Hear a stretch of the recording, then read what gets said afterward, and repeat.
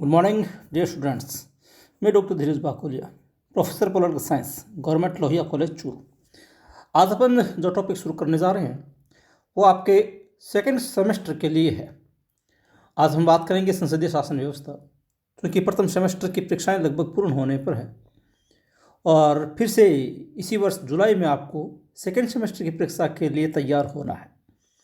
आज हम जो बात करेंगे वो सेकंड सेमेस्टर के हिसाब से जितने भी हमारे पाठ्यक्रम के टॉपिक्स हैं हम उन सबको कवर करेंगे इस श्रृंखला में। आज शुरू करेंगे संसदीय शासन व्यवस्था। आपसे निवेदन, यदि अब तक आपने चैनल को सब्सक्राइब नहीं किया तो कृपया चैनल को सब्सक्राइब करें, लाइक करें, शेयर करें, कमेंट करें। शुरुआत करते हैं संसदीय शासन व्यवस्था। एक बात अपने दिमाग में सेट कीजिए कि पूरे विश्व में जो शासन व्यवस्थाएं हैं, शासन की प्रणालियां हैं, उनमें कई ऐसे कार्य करने के ढंग है, तरीके हैं जिनके आधार पर हम किसी शासन व्यवस्था का निर्धारण करते हैं। और इन तरीकों में एक चीज़ जो महत्वपूर्ण है वो है व्यवस्थापिका और कार्यपालिका का संबंध। व्यवस्थापिका यानी कि जिसे हम संसद कहते हैं, कार्यपालिका भारत जैसे देश में या ब्रिटेन में जिसे हम मंत्रिपरिषद कहते हैं, ये दो चीज़ें हैं। अगर इनका संबंध आपस में घनिष्ठ है तो वो शासन व्यवस्था संसदीय शासन व्यवस्था कहलाती है, और अगर इन दोनों में आपस में कोई संबंध नहीं है तो वो शासन प्रणाली अध्यक्षात्मक शासन प्रणाली कहलाती है। जैसे ब्रिटेन को संसदीय शासन व्यवस्था का घर कहा जाता है, या यूं कहें ब्रिटिश संसदीय शासन व्यवस्था का जनक है। क्योंकि ब्रिटेन भारत में रहा, लंबे समय तक भारत के ऊपर शासन किया, इसलिए उसने भारत में भी वही शासन प्रणाली विकसित की जो ब्रिटेन में थी, यानी कि संसदीय शासन प्रणाली। ये जरूर बात है कि संसदीय शासन प्रणाली दोनों जगह होने के बावजूद भी दोनों की प्रणालियों में कुछ भिन्नताएं भी पाई जाती हैं। ब्रिटेन की शासन प्रणाली और भारतीय शासन प्रणाली में कुछ अंतर है, ज़्यादा अंतर नहीं लेकिन फिर भी कुछ मोटा अंतर है। ये जो शासन प्रणाली इस बात पर निर्भर करती है कि दो जो अंग है सरकार के, हम मोटे तौर पर सरकार के तीन अंग मानकर चलते हैं, व्यवस्थापिका, कार्यपालिका और न्यायपालिका। जहां व्यवस्थापिका और कार्यपालिका पारस्परिक रूप से संबंधित होती है तो उस शासन प्रणाली को हम कहेंगे संसदीय, और जहां आपस में इनका कोई संबंध नहीं होता वो कहलाएगी अध्यक्षात्मक। हम इसी को समझने का प्रयास करेंगे कि संसदीय शासन प्रणाली क्या है, और उसके बाद अगले वीडियो में अध्यक्षात्मक शासन प्रणाली पर भी चर्चा करेंगे। थोड़ा एक बार अर्थ समझिए। शासन के वर्गीकरण का आधार कार्यपालिका और विधायिका यानी कि व्यवस्थापिका का पारस्परिक संबंध है।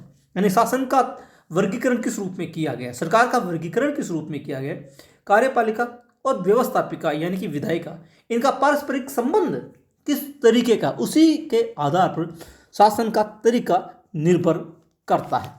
यदि कार्यपालिका विधायिका या संसद के प्रति उत्तरदायी है तो वह संसदीय सरकार है।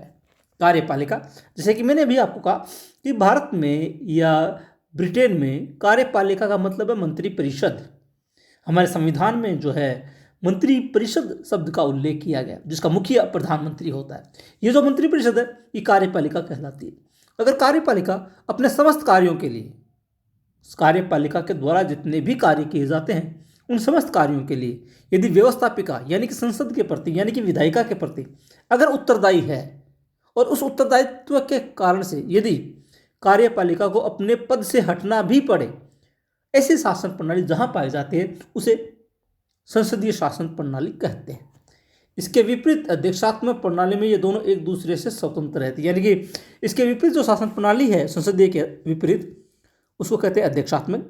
और अध्यक्षात्मक शासन प्रणाली में व्यवस्थापिका और कार्यपालिका का आपस में कोई संबंध नहीं होता। ये क्लियर कर लीजिए कि जहां दोनों का पारस्परिक रूप से संबंध होगा वो शासन प्रणाली संसदीय कहलाएगी, और जहां आपस में इन दोनों का यानी कि व्यवस्थापिका और कार्यपालिका का कोई संबंध नहीं होगा तो वो अध्यक्षात्मक शासन प्रणाली कहलाएगी। अभी इसको और क्लियर करेंगे। इस शासन में व्यवस्थापिका, कार्यपालिका व्यवस्थापिका के प्रति उत्तरदायी होती है, यानी कि कार्यपालिका जिसे हम मंत्रिपरिषद कहते हैं वो अपने हर कार्य के लिए व्यवस्थापिका के प्रति उत्तरदायी होगी। व्यवस्थापिका यानी कि संसद। और इस उत्तरदायित्व की बात यह है कि व्यवस्थापिका कार्यपालिका को कभी भी इसके पद से हटा सकती है अविश्वास प्रस्ताव पारित करके। अगर कार्यपालिका के द्वारा किए गए कार्यों से व्यवस्थापिका सहमत नहीं होती तो ऐसी स्थिति में व्यवस्थापिका कार्यपालिका के विरुद्ध अविश्वास प्रस्ताव ला सकती है। और अविश्वास प्रस्ताव यदि पारित हो जाता है तो कार्यपालिका यानी कि मंत्रिपरिषद को अपने पद से त्यागपत्र देना पड़ता है। ऐसी स्थिति में नई सरकार का गठन होता है। पहले वाली सरकार अपना पद खो चुकी होती है और उसके स्थान पर नई सरकार का गठन होता है। इसी को कहते हैं उत्तरदायित्व का सिद्धांत। इसका मतलब अगर कार्यपालिका अपने समस्त कार्यों के लिए व्यवस्थापिका के प्रति उत्तरदायी है और व्यवस्थापिका कार्यपालिका को पद से हटा सकती है तो वो संसदीय शासन प्रणाली कहलाएगी। इसमें व्यवस्थापिका और कार्यपालिका में घनिष्ठ संबंध पाया जाता है। अब इसको समझिएगा कैसे घनिष्ठ संबंध पाया जाता है।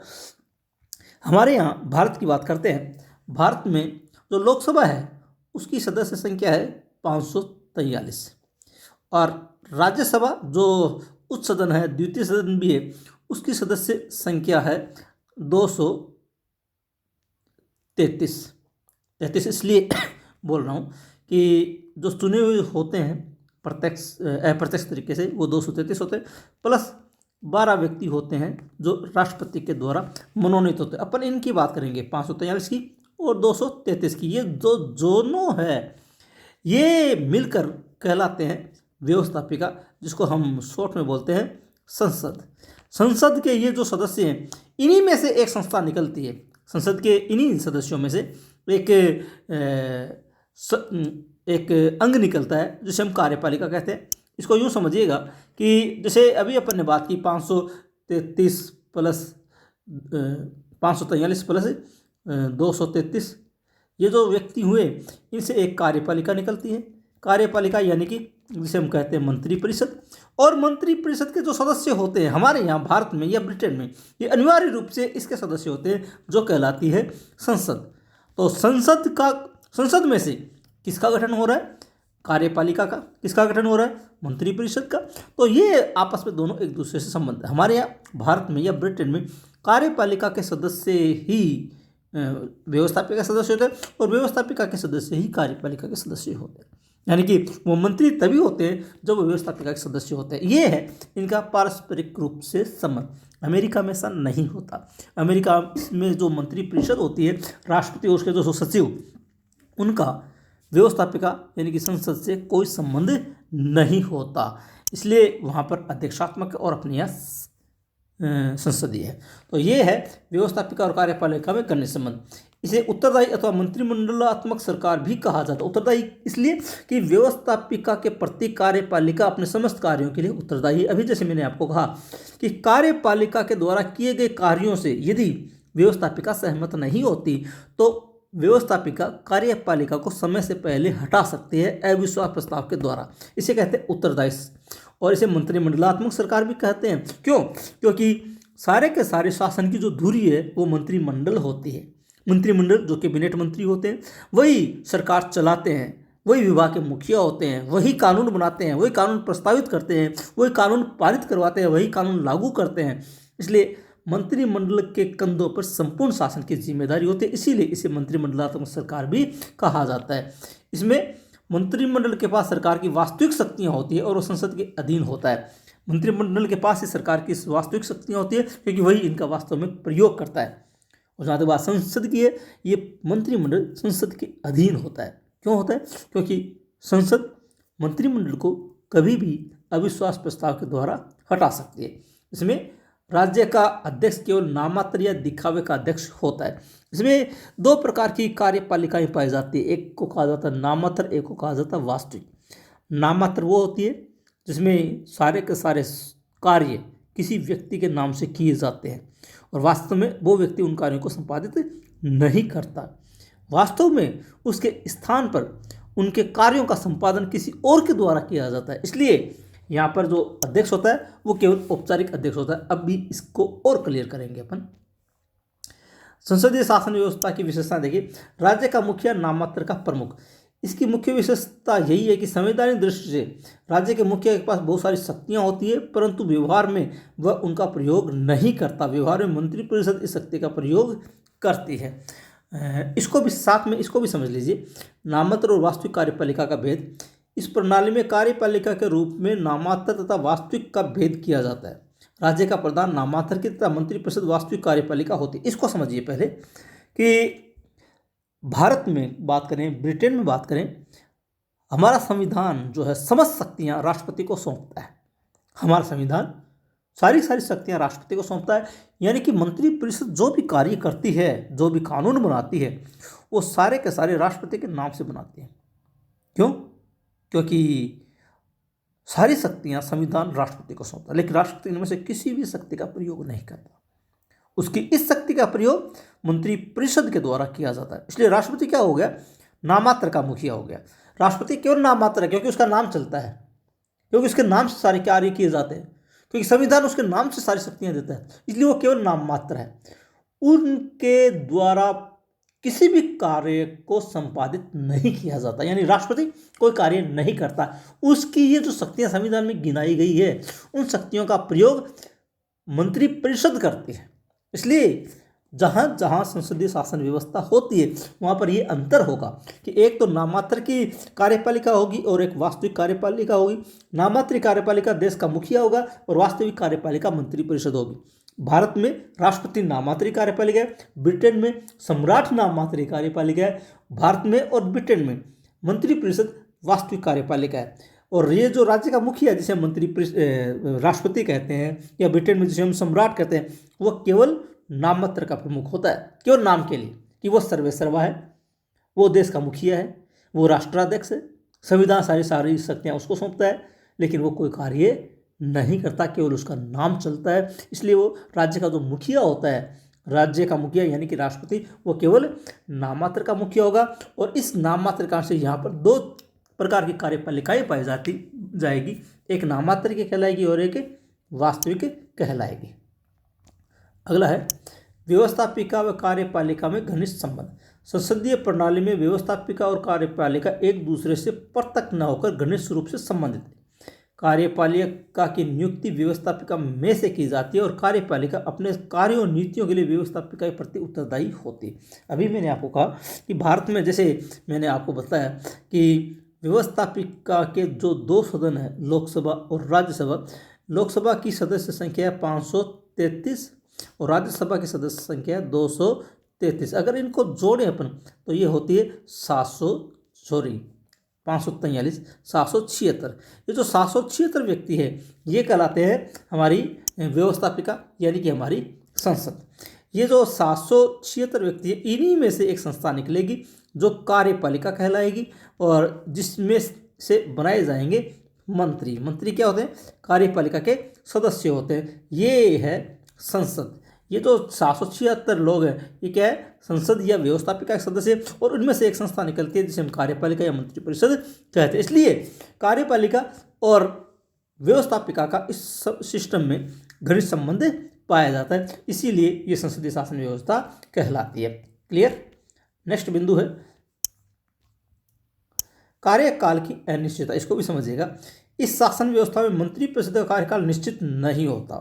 मंत्रिपरिषद तभी तक पद पर रहती है जब तक उसे निम्न सदन का विश्वास प्राप्त हो। अब एक बात देखिएगा, हम आम बोलचाल में यूँ कह भी देते हैं कि जैसे कि संसद का कार्यकाल 5 साल है, या विधानसभा का कार्यकाल 5 साल है, प्रधानमंत्री का कार्यकाल 5 साल है, राज्यपाल का कार्यकाल 5 साल है। लेकिन वास्तव में ऐसा नहीं है।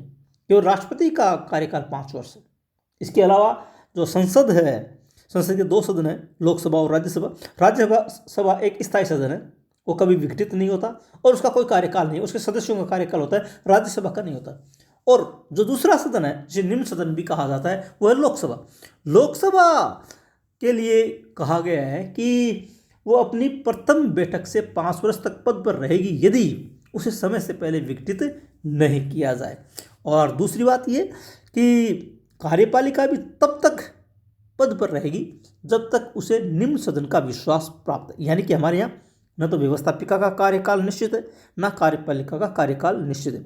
अभी जैसे मैंने आपको बताया भी था कि संसदीय शासन व्यवस्था में जो कार्यपालिका यानी कि मंत्रिपरिषद होती है, वो अपने द्वारा किए गए समस्त कार्यों के लिए संसद के प्रति उत्तरदायी होती है। मैंने आपको ये भी कहा, यदि संसद कार्यपालिका के द्वारा किए गए कार्यों से सहमत नहीं है तो वो उसके खिलाफ अविश्वास प्रस्ताव ला सकती है। अविश्वास प्रस्ताव एक मंत्री के खिलाफ भी लाया जा सकता है, पूरी की पूरी मंत्रिपरिषद के खिलाफ भी लाया जा सकता है। यदि अविश्वास प्रस्ताव पारित हो जाता है तो पूरी की पूरी मंत्रिपरिषद को त्यागपत्र देना पड़ता है। इसका मतलब क्या निकला कि हमारे यहाँ संसदीय शासन व्यवस्था में सरकार का कार्यकाल निश्चित नहीं है। मंत्रिपरिषद को समय से पहले त्यागपत्र देना पड़ सकता है। मंत्रिपरिषद को समय से पहले व्यवस्थापिका अविश्वास प्रस्ताव के द्वारा हटा सकते हैं। अगला है सामूहिक उत्तरदायित्व। इस शासन में वास्तविक कार्यपालिका का निर्माण करने वाले मंत्री सामूहिक रूप से व्यवस्थापिका के प्रति उत्तरदायी होते हैं। संसदीय शासन का नियम है, सब एक के लिए व एक सब के लिए। अभी देखिए, मैंने आपको कहा था कि अगर संसद यानी कि व्यवस्थापिका कार्यपालिका के द्वारा किए गए कार्य से सहमत नहीं है तो कार्यपालिका को हटाने के लिए व्यवस्थापिका अविश्वास प्रस्ताव लाती है। अविश्वास प्रस्ताव एक मंत्री के खिलाफ भी लाया जा सकता है और पूरी की पूरी मंत्रिपरिषद के खिलाफ भी लाया जा सकता है। अगर एक मंत्री के खिलाफ अविश्वास प्रस्ताव लाया गया है और वो अविश्वास प्रस्ताव संसद में पारित हो जाता है तो पूरी की पूरी मंत्रिपरिषद को त्यागपत्र देना पड़ता है। यानी कि एक व्यक्ति के कारण से पूरी की पूरी मंत्रिपरिषद को त्यागपत्र देना पड़ सकता है। इसलिए ये कहावत है कि सब एक के लिए व एक सब के लिए। तो यहाँ पर सामूहिक उत्तरदायित्व है और एक व्यक्ति की गलती पूरे समूह को यानी पूरी की पूरी मंत्रिपरिषद को भुगतनी पड़ सकती है। अगला है प्रधानमंत्री का नेतृत्व। संसदीय शासन में प्रधानमंत्री मंत्रिमंडल का नेता होता है। वह मंत्रिमंडल रूपी मेहराब की आधारशिला है। संसद के निम्न सदन में बहुमत दल का नेता होने के कारण वह सदन का भी नेता होता है। संसदीय शासन व्यवस्था की ये विशेषता है कि जो सरकार होती है उस सरकार का मुखिया जो होता है वो कहलाता है प्रधानमंत्री, यानी कि मंत्रियों में प्रधान। और फिर जब वो प्रधानमंत्री नियुक्त हो जाता है, वो नियुक्त इसलिए होता है कि वो सदन में बहुमत दल का नेता है, यानी कि सदन में जो दल बहुमत प्राप्त होता है उसके नेता को ही राष्ट्रपति प्रधानमंत्री नियुक्त करता है। जब वह प्रधानमंत्री नियुक्त हो जाता है तब वह मंत्रिपरिषद या मंत्रिमंडल का निर्माण करता है और वो मंत्रिमंडल का मुख्य स्तंभ है, वो आधारशिला है, वो मेहराब है, सब कुछ वही है और वो सदन का नेता भी है। इसलिए प्रधानमंत्री के नेतृत्व में संसदीय शासन प्रणाली कार्य करती है। यानी कि जैसे अभी मैंने आपको कहा कि यहाँ पर दो प्रकार की कार्यपालिकाएं पाई जाती है, एक नामात्र की और वास्तविक। नामात्र कार्यपालिका राष्ट्रपति होता है, ब्रिटेन में सम्राट होता है, और वास्तविक कार्यपालिका मंत्रिपरिषद होती है और मंत्रिपरिषद का मुखिया प्रधानमंत्री कहलाता है। इसलिए वास्तव में हम यूँ कह सकते हैं एक दूसरे शब्दों में कि भारत में नामात्री कार्यपालिका राष्ट्रपति है और वास्तविक कार्यपालिका प्रधानमंत्री। हालांकि ये कहना पूरी तरह उचित नहीं होगा क्योंकि मंत्रिपरिषद को वास्तविक कार्यपालिका कहा जाता है, चूंकि मंत्रिपरिषद का मुखिया प्रधानमंत्री होता है, इसलिए हम ऐसा सोच सकते हैं। खैर, अगला है राजनीतिक सजातीयता। इसका अर्थ है कि सभी मंत्री मंत्रिमंडल में एक टीम की भांति कार्य करते हैं और जनता के सामने अपने मतभेद प्रकट नहीं करते। एक बात ध्यान रखिए कि संसदीय शासन व्यवस्था में चाहे मंत्रियों में आपस में कितना भी मतभेद हो, वो कभी भी अपने मतभेद को जनता के सामने प्रकट नहीं करते। सारे के सारे व्यक्ति जितने भी मंत्री होते हैं, जिसे हम कार्यपालिका कहते हैं, मंत्रिपरिषद कहते हैं, सारे के सारे मंत्री एक टीम के रूप में कार्य करते हैं। आपस में फूट हो सकती है लेकिन वो टीम के रूप में टीम के साथ रहकर कार्य करते हैं और जनता के सामने कभी भी अपना मतभेद प्रकट नहीं करते। मंत्री प्राय एक ही दल से संबंधित होते हैं, यानी जो भी दल सदन में बहुमत प्राप्त करता है उसी दल को सरकार बनाने का मौका मिलता है और वही दल अपना मंत्रिपरिषद भी बनाता है। और ऐसी स्थिति में सारे के सारे मंत्री एक ही दल से संबंधित होते हैं यदि एक ही दल की सरकार है तो। परंतु यदि संयुक्त सरकार हो तो एक से भी अधिक दलों से संबंध हो सकते हैं। अगर संयुक्त सरकार मतलब मिलीजुली सरकार, एक दल की नहीं बल्कि कई दलों की सरकार, 2 दलों की, 3 दलों की, 5 दलों की, जैसे अटल बिहारी वाजपेयी जब भारत के प्रधानमंत्री हुआ करते थे, उनकी सरकार में 18 दल हुआ करते थे, तो 18 दल के लोगों को साथ लेकर चलना पड़ता था। 18 दल के लोग मंत्री परिषद के सदस्य होते थे, मंत्री हुआ करते थे। अगर ऐसी स्थिति है जहाँ मिलीजुली सरकार है, तो वहाँ जितने भी दल सत्ता में शामिल होते हैं उन सब के व्यक्तियों को मंत्री बनाया जाता है, वरना जब एक ही दल की सरकार हो तो उसी दल के सारे व्यक्ति मंत्री कहलाते हैं। इसको कहते हैं राजनीतिक सजातीयता। सब एक ही जाति के यानी कि एक ही दल के होते हैं। इस परिस्थिति में वे निश्चित नीति व कार्यक्रम को तय कर कार्य करते हैं। यदि मिलीजुली सरकार है तो पहले से वो एक एजेंडा तय करेंगे, हम ये करेंगे, उसके आधार पर ही कार्य होता है। अगला है गोपनीयता। जब मंत्री अपना पद संभालते हैं तो संविधान के प्रति वफादार होने और सरकार के रहस्यों को गुप्त रखने की शपथ लेनी पड़ती है। ये गोपनीयता एक ऐसी चीज़ है जिसमें सरकार के रहस्य जो भी हैं, जैसे भी हैं, अच्छे या गलत, उन सबको गोपनीय रखा जाता है। जब मंत्री सर्वप्रथम शपथ लेता है तो शपथ के साथ इस बात की भी शपथ लेता है कि मैं गोपनीयता का पूरा पालन करूंगा और सरकार के रहस्य, सरकार की जो भी बातें हैं, गुप्त बातें, वो कभी भी किसी के सामने प्रकट नहीं करूंगा। यानी कि उसको अपने सरकार के सारे रहस्य गुप्त रखने की शपथ लेनी पड़ती है ताकि जनता के सामने ऐसी बातें ना आए। विधानमंडल का विघटन। संसदीय सरकार में कभी कभी किसी मसले पर कार्यपालिका और विधानमंडल में गतिरोध उत्पन्न हो जाता है। इस स्थिति में मुख्य कार्यपालिका का विधानमंडल विघटन करने का अधिकार होता है ताकि वह उस समय नए चुनाव करवाकर मतदाताओं का निर्णय प्राप्त कर सके। कभी कभी ऐसा कोई मुद्दा भी आ सकता है जिस पर सरकार अड़िग रहती है कि नहीं, मुझे यह काम करना है, और हो सकता है कि संसद अड़ जाए कि नहीं, हम ये काम नहीं करने देना चाहते, हम ये काम नहीं कर सकते, हम आपको इस काम की अनुमति नहीं दे सकते, हम आपके लिए ये कानून नहीं बना सकते, ये कानून जनता के लिए उचित नहीं है। ऐसा कोई भी मुद्दा हो सकता है जब सरकार तो चाहती है कि काम हो और संसद चाहती है कि काम नहीं हो। तो ऐसी स्थिति में सरकार के पास एक तरीका है कि वो जनता से राय ले कि हमने जो कार्य हम करने का सोचा है या हम जो कार्य करना चाहते हैं उसमें आप कहाँ तक सहमत है, संसद हमें अनुमति नहीं दे रही, आप बताएं।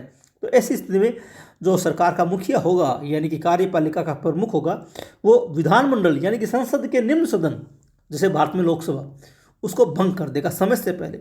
हम ये मानकर चलते हैं कि लोकसभा का कार्यकाल 5 वर्ष होता है, लेकिन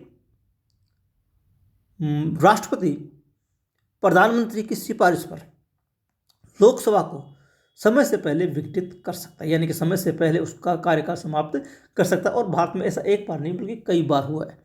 और इस स्थिति में यदि मंत्रिमंडल सरकार की मतलब राष्ट्रपति को ये सिफारिश करे कि विधानमंडल के निम्न सदन यानी कि भारत में लोकसभा को भंग कर दिया जाए, तो राष्ट्रपति लोकसभा को भंग करेगा और नए चुनाव की घोषणा करेगा। तो विधानमंडल को भी समय से पहले विघटित किया जा सकता है और इसको विघटित करने का अधिकार जो है वो मंत्रिमंडल को है, मंत्रिपरिषद को है। और उसका मुखिया होने के नाते प्रधानमंत्री राष्ट्रपति को ये निर्देश देता है कि सदन को भंग कर दिया जाए ताकि नए चुनाव करवा कर इस मुद्दे पर जनता का निर्णय प्राप्त किया जा सके। व्यक्तिगत जिम्मेदारी। जहाँ मंत्रियों की संसद के प्रति सामूहिक जिम्मेदारी होती है, वहीं प्रत्येक मंत्री अपने विभाग के कार्यों के लिए स्वयं भी जिम्मेदार होता है। संसद के सदस्य उससे प्रश्न पूछ सकते हैं और उसके विभाग की आलोचना भी कर सकते हैं। अभी अपन ने सामूहिक जिम्मेदारी की बात की कि सब एक साथ तैरते हैं, सब एक साथ डूबते हैं, एक सब के लिए, सब एक के लिए। वहीं एक चीज़ और लागू होती है संसदीय शासन व्यवस्था में, और वो है व्यक्तिगत जिम्मेदारी। सामूहिक जिम्मेदारी तो है ही, साथ साथ व्यक्तिगत जिम्मेदारी भी है।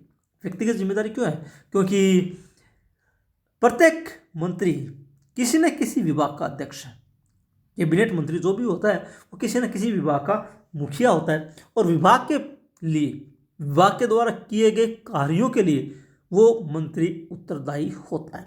यदि उसने गलत कार्य किया है तो ऐसी स्थिति में उसको दंड का भागी भी बनना पड़ सकता है। यानी कि किसी भी मंत्री के खिलाफ अगर उसका विभाग गलत कार्य करता है तो किसी भी मंत्री के खिलाफ अविश्वास प्रस्ताव लाया जा सकता है। जैसे मैंने कहा आपको, अगर अविश्वास प्रस्ताव एक व्यक्ति के विरुद्ध लाया गया है या पूरी मंत्रिपरिषद के विरुद्ध लाया गया है, अगर वो पारित हो जाता है तो पूरी मंत्रिपरिषद को त्यागपत्र देना पड़ता है। अगर एक मंत्री के खिलाफ भी लाया जाएगा और वो पारित हो गया तब भी पूरी की पूरी मंत्रिपरिषद को त्यागपत्र देना पड़ेगा। इसलिए इस शासन व्यवस्था में जहाँ सामूहिक जिम्मेदारी होती है वहाँ व्यक्तिगत जिम्मेदारी भी होती है।